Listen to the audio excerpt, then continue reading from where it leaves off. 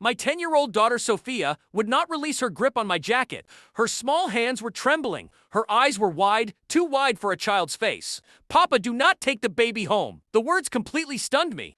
I tried to laugh it off initially, a weak, shaky sound that felt utterly foreign. "Why would you suggest such a thing?" I asked. She did not answer me. She just shook. Then she handed me her mobile phone. "Just look at this," she insisted. The screen illuminated, revealing a brief, shaky video recorded from behind a slightly ajar door. It showed the hospital room. My wife Mary, smiling.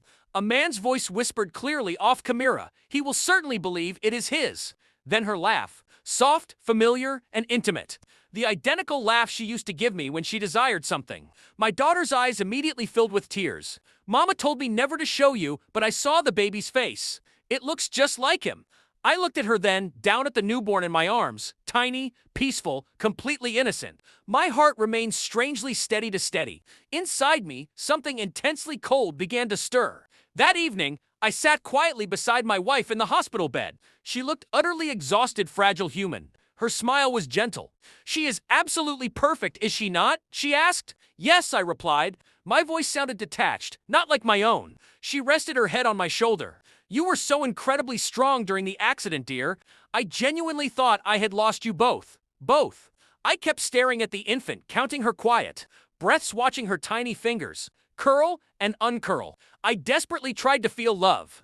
I wanted to, but every coo, every soft noise felt completely foreign. Her mobile phone buzzed once on the nightstand. I glanced at the message preview. Did he see her yet? She quickly flipped the screen over.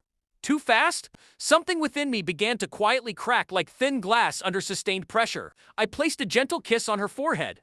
"Get some needed rest."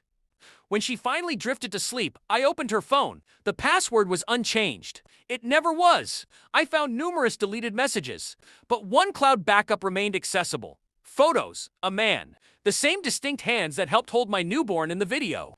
I looked at his face until I had permanently memorized every feature, and then very calmly I backed up everything.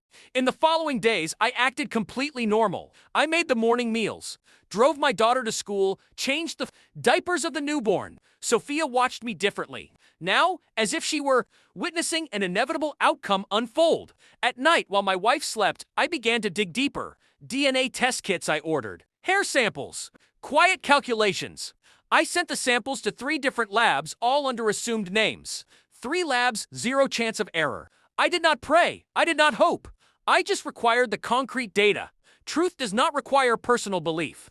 Her own behavior shifted slightly. Guilt usually leaks out in small ways. Restless sleep, forced laughter, a new powerful perfume.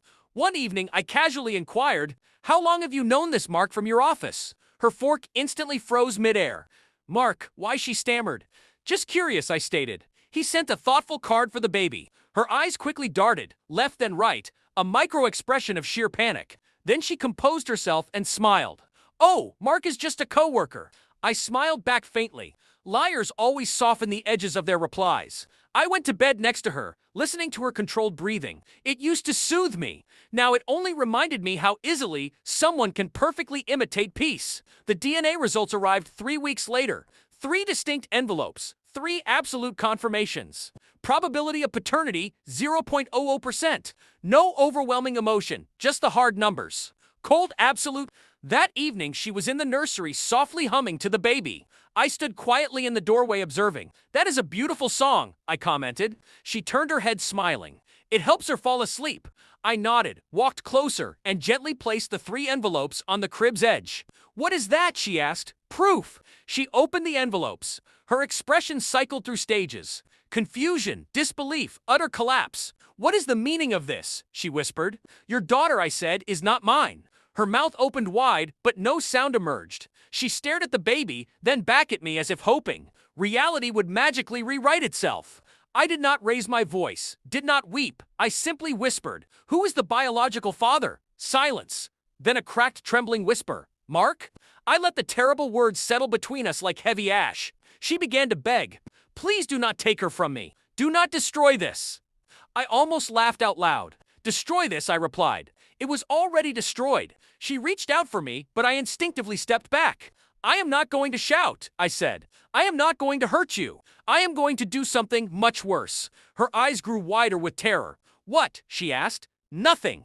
And that was the end of it. No loud scenes, no screaming, just complete stillness. I left her standing there, sobbing beside the crib cot, between her guilt and her immense fear, because she intuitively knew that silence was absolutely permanent. I would never forgive her, never speak of the betrayal again. I became her ghost alive, but completely unreachable. I immediately filed for full custody of Sophia, my first daughter, the only one who was truly mine. When the court inquired about the newborn, I stated simply, she is not family. My wife did not challenge the statement. She could not. I watched her completely vanish from our lives like an old photograph left carelessly in the bright sun, her edges curling, her colors slowly fading away. Sometimes I still think about the infant, the way she looked up at me that first day, unaware of the quiet war she had been born into. None of it was her fault. But love permanently dies with the lie that originally birthed it.